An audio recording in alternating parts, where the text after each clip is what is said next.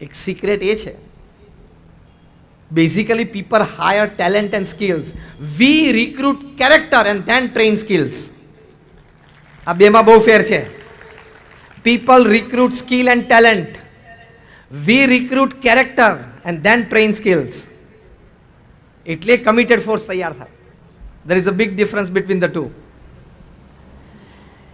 આવું કાર્ય પ્રમુખ સ્વામી મહારાજે કર્યું, એની પાછળ એમના વિચારોની સ્પષ્ટતા કેટલી હતી. જે પ્રથમ મુદ્દો આપણે સમજી રહ્યા છીએ સ્પિરિટ ઓફ સક્સેસમાં, પોતાનું જીવન મંત્ર એ જીવ્યા. એ પોતે બોલતા એ શબ્દશ અક્ષરશ હું કહું છું કે બીજાના સુખમાં આપણું સુખ. In the Joy of others lies are on, in the progress of others rest are on. બીજાના ઉત્કર્ષમાં આપણો ઉત્કર્ષ છે, અન્યની પ્રગતિમાં આપણી પ્રગતિ છે. એવા ભાવ સાથે કામ કર્યું. તમારે પણ એ ભાવ ઇન્ડસ્ટ્રીમાં લાવવાનો છે. જે સ્ટીફન કોવીએ seven habits of highly effective people પુસ્તકમાં લખ્યું છે, જે most decorated management book upon this earth, translated in more than 28 languages. Stephen Covey, The 7 Habits of Highly Effective People. This management book is such that it is as a course in many B schools across Europe and America. Every top class executive of Fortune 500 companies, they've either done a course on this, a crash course, a 1 week course, a 1 month course, a 6 month course. Emma Stephen Covey met more than 3,000 successful people and 3,000 failures also. And the secrets of their working, the secrets of their thought processes. એમાંથી એમણે 7 આદતો common કાઢી. The most successful people had these 7 habits in common. એમાંની એક આદત જે પ્રમુખ સ્વામી મહારાજનું જીવન મંત્ર અને જીવન શૈલી હતી, એ સ્ટીફન કોવીએ પણ લખી છે. એ એમના અનુભવ પરથી લખી છે. એ બંને વચ્ચે કોઈ સંબંધ નથી, પણ સાત્વિકતા અને સત્ય એ કોઈ પણ જગ્યાએ સરખું જ હોય છે. એમણે શું લખ્યું? Think win win. હું પણ જીતું, તું પણ જીતે. જેની જોડે આપણે ધંધો કરીએ છીએ એની સાથે પણ વાત છે, અને આપણા કર્મચારીઓ માટે પણ વાત છે. આ સ્પિરિટ ઓફ સક્સેસ છે. શું? હું પણ જીતું, તું પણ જીતે. હું પણ કમાઉં, તું પણ કમાય. હું પણ સુખી થઉં, તું પણ સુખી થા. એવા વિચારથી બિઝનેસ ડીલ કરવાની, એવા વિચારથી કર્મચારી સાથે વર્તાવ કરવાનો. કર્મચારીને તમારે ફેમિલી મેમ્બર માનવો પડે. એ આ વિચારોની સ્પષ્ટતા અને સાત્વિકતા છે. That is the spirit of success. Each and every employee is my family member. જ્યારે ઇન્ફોસિસના ચેરમેન નારાયણ મૂર્તિને 2000ની સાલમાં બિઝનેસમેન ઓફ ધ કન્ટ્રી એમનો એવોર્ડ આપવામાં આવ્યો, ત્યારે એમના એક્સેપ્ટન્સ સ્પીચમાં એમણે પહેલું જ વાક્ય કહેલું, અને બહુ જ સરસ બોલેલા. એમણે કહ્યું કે this award does not belong to me, it belongs to my 8,000 employees because of whom I am here today. આ સ્પિરિટ ઓફ સક્સેસ. આ એવોર્ડ મારો નથી, આ મારા 8,000 કર્મચારીઓનો છે, અને એમના વતી હું આજે સ્ટેજ ઉપર આવ્યો છું. આ સ્પિરિટથી ધંધો કરવાનો. કમાઈ લઉં, ચૂસી લઉં એવું શબ્દ નહીં. હા, એવો ભાવ નહીં રાખવાનો. અને વોટ બિયોન્ડ ધ પોઈન્ટ. તમે તમારા કર્મચારીઓ માટે પગાર સિવાય શું શું કરી શકો છો? તમે બધાએ સુરતમાં ધોળકિયા ફેમિલીની વાતો સાંભળી હશે, એટલે હું રિપીટ નથી કરતો. તમે બધાએ ખૂબ વાંચી હશે. ચલો, આપણે ગાડી કે ફ્લેટ નથી આપવો, પણ ગો બિયોન્ડ યોર વર્ડ્સ. તમે જેને પ્રોમિસ આપી છે એના કરતાં પણ થોડા આગળ જાઓ ને, તો એને પણ તમને જે પ્રોમિસ આપી છે એના કરતાં થોડો આગળ આવશે. And that bonding is different. Are you getting what I am talking? એ બોન્ડિંગ છે ને, એ જુદું હશે.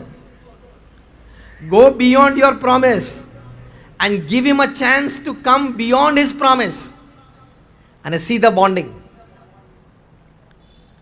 That is the spirit of success. એ વિચારોની સાત્વિકતા છે. મારા કર્મચારીઓ મારી સાથે 5 વર્ષ, 10 વર્ષ, 15 વર્ષ, 25 વર્ષ, 40 વર્ષ રહેવા જોઈએ. 1100 સંતોને 55,000 સ્વયંસેવકો પ્રમુખ સ્વામી મહારાજ અને મહંત સ્વામી મહારાજ સાથે કમિટેડ છે, પ્લેજેડ છે. પ્રતિજ્ઞાપૂર્વક જોડાયેલા છે, એની પાછળના આવા એમના વિચારો છે અને એ વિચારોના લીધે એમના વર્તન એવા છે. My employee should grow with me. Ratan ટાટાએ હમણાં એક કોન્વોકેશન ડેમાં અદ્ભુત વાત કરી. એ પ્રવચન મેં સળંગ 8 થી 9 વખત સાંભળ્યું, નોન સ્ટોપ. સુપર વિચાર આપ્યો એમને. હું વર્ડ ટુ વર્ડ અને લેટર ટુ લેટર નજીક આવવાનો પ્રયત્ન કરું છું, પણ સાંભળજો. રતન ટાટા બોલ્યા કે don't measure your success by the amount of money that you have in your bank account.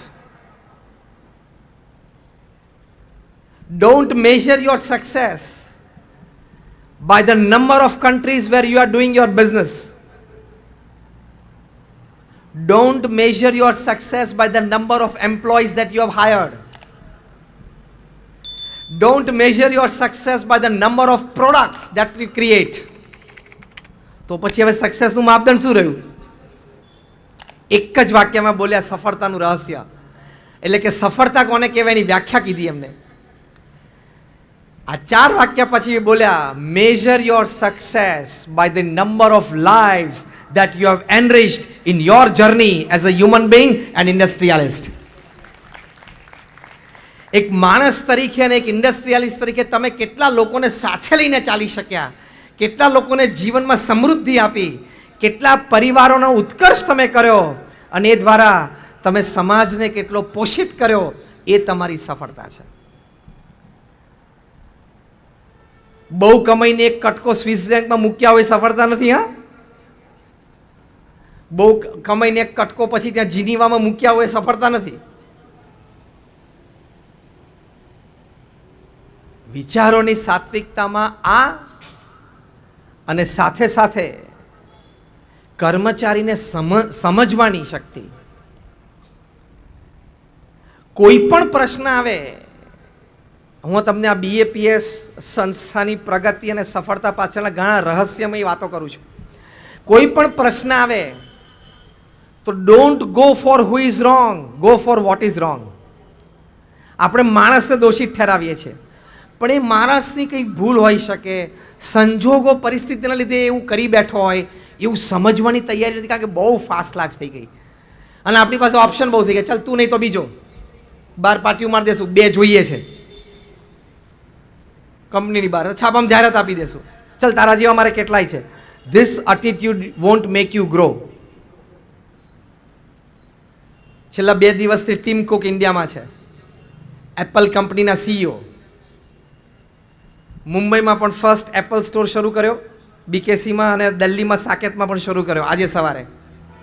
અને ગઈકાલે પ્રધાનમંત્રીજીને પણ મળ્યા અને પ્રધાનમંત્રીજીને ટીમ કુક એમને ગઈકાલે કહ્યું કે ભારતમાં અમે ઇન્વેસ્ટમેન્ટ વધારીએ છીએ અને 2 લાખ જોબ ક્રિએટ કરશો એનું હું તમને પ્રોમિસ આપું છું. મારે ખાલી એટલું કહેવું છે કે વાપીમાંથી એક વ્યક્તિએ આંકડો એક દિવસ બોલે કે હું 2 લાખ જોબ ક્રિએટ કરીશ.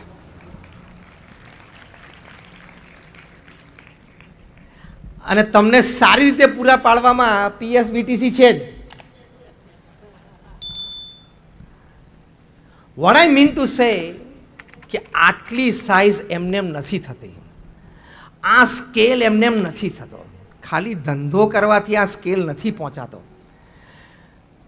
શુભ ભાવના, લાગણીઓ, વિચારો, પ્રેમ, સમજવાની શક્તિ, આ બધું જ જોઈએ. કેટલી મોટી કંપની હતી અને છે Ford, the first official billionaire upon this અર્થ. એક દિવસ એમના એક કર્મચારીના ભૂલથી $2 મિલિયન લોસ, $2 मिलियन का लॉस आया कंपनी को. एक कर्मचारी ने गलत डिसीजन लिया. अब I am talking of 70s है, 70s एंड 80s. अब क्या हो सकता है? फोर्ड को पता चला कि ये कुछ हुआ है. उन्होंने उस कर्मचारी को अपनी कैबिन में बुलाया. वो तो कांप रहा था, he was trembling. Ford offered him a seat. बैठो. આપણે તો આવો કોઈ કર્મચારી થોડી ભૂલ કરીને આપણે બોલાવે તો એવો ખખડાવીએ ને કાપો તો લોહી ના નીકળે. બિચારાને એમ થાય કે હમણાં જો ભોંય ફાટે ને તો સમય જવું.